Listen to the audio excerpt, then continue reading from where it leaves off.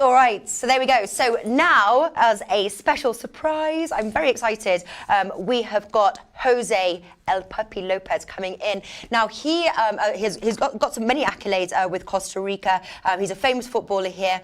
And one of his is that he scored, I think Rafa's going to bring it up, he scored one of basically the top 10, sometimes the top 1, 2, 3 goal that has ever been scored in El Classico, which is like the huge game here between Saprissa and versus Liga. And so they play this every time El Clasico takes place every year. And as you can see, it is a fantastic goal, very far away, right into the corner of the box. And there he is running around. Very happy about it. So we're going to bring him in. We're going to have a quick chat about Costa Rica, if they can beat Mexico. We're also going to talk as well about their 2020 World Cup chances. Hello, Jose. How are you? How are you? Welcome to the studio. Welcome. Thank you. Right, pull up a chair. So Rafa's going to frame us.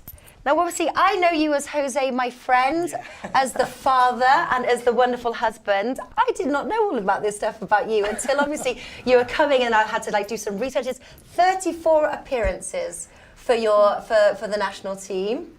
Yes,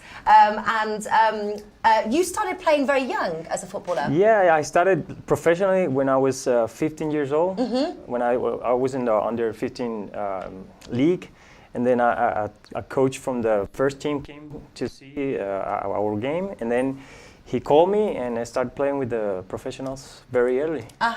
And you played, is it like the under 20s or something? Was there like a World Cup under 20s? Yeah. After that, I started with the national team trainings. I got called from the national team under 20, and we went to Argentina, 2001, and we played the first games against I don't remember what teams were, but we won the three games, as well as Brazil and Argentina. Yeah. The only teams in the tournament who won the first 3 games. Yeah. I know, a great story. And Hans was taking me to work this morning, and I said, guess who I'm interviewing today? I'm like, Jose. And I said, did you know his nickname is El Puppy? And he was like, yes. He said he told us this story, and I said, I don't remember. So why are you called El Puppy? My dad used to buy maternal clothes to my mom from a store called Puppies. And then my aunties came to my house, and my mom has this clothes, Puppies all around. And when she was in the hospital having me on the birthday, on the day that I was born, the doctor came and told my mom, "Hey, what's the name of the baby?" I don't know yet. Just put Poopy on the label. So it was like a family nickname. And then I invited a friend from school, and he realized that my mom called me Poopy, and then he went to the school and he started calling me like that, and that's. So it's his fault. Exactly. Yeah, well, because when we said about a week ago, when obviously you were confirmed that you were coming in, and we said, everyone was like, oh, El Puppy? And we were like, yes, Jose. So yeah, that was super cool. All right, so you started off in Costa Rica. You went on to go and play as for La Saprissa, which is like the biggest team here. Yeah, it's the most popular team and the most successful team in Costa Rica. Yeah, and then after that, you then went to Melbourne. Melbourne Victory, great experience, great time over there, spectacular country, and we won 3 tournaments over there. Yeah. Like the Premiership, the Championship, and we won something else I don't remember well, but it was a great experience. The league was starting, and we had 25, 30 fans every Sunday, so it was good. Cool. And then after that, did you go to China? After that, I had an opportunity to go to China.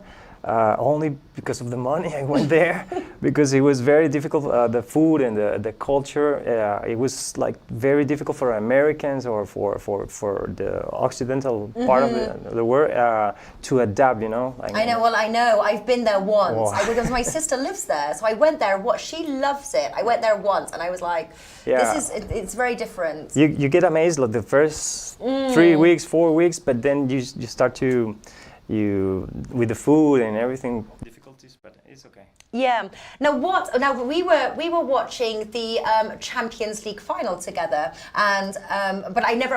And you were you were bringing up when your team played against Liverpool. That's right. What are some of your most memorable experiences? Yeah, that's one of them. The World Club Cup that we played in Japan in 2005. We finished third. It was a great achievement for Costa Rica, for Saprissa. And the other one is like the goal that we were talking about earlier. Yeah. That goal changed the momentum of Saprissa, because Saprissa had money travel, sports travel problems, and after that game, after that goal, we started to win everything that was ahead of us. And for the Saprissa fans, it was really, really into their minds, into their eyes, and they still remember that goal. And they play it before El Classico game. Yeah. Every single time that the Classico is on the next game, they put the best goal of the Clásicos. There we go. All right, so very interesting getting to know you from a different side. Now, obviously, Costa Rica play Mexico, and they weren't really supposed to be playing. And so Jimmy the Bag, actually, he spoke with Jose, said, come on, it's going to be really fun, because obviously Jimmy the Bag is from Canada, Costa Rica, but they lost. We lost against Haiti. We played a brilliant first half, and then I don't know, the power of the team got off, and Haiti started to throw some deep balls, and we got in trouble. And we lost. And one question, obviously, why has Keylor Navas not been? I've heard like some things, like there was something to do with like Real Madrid or with the coach here, like because Costa Rica's been known for their defense, and I think that they could have really used that defense. Sure. Keylor Navas is in a very important time in his career, so he asked the coach not to be called to this tournament because he wanted to decide what to do and spend some time with his family. Because he had to deal with staying with Real Madrid or leaving Real Madrid, which is a great or a big decision. You know? So the coach agreed with that, and obviously the fans would have loved to have him in the tournament, but he's doing some other stuff right now. Yeah. Well, we went to go and see Costa Rica. We cheered Costa Rica to their 4-0 victory against Nicaragua, it was a great match. But they started with a bang, but obviously they had home turf advantage. Yeah. And then obviously they beat Bermuda 2-1, but then they lost to Haiti 2-1 there.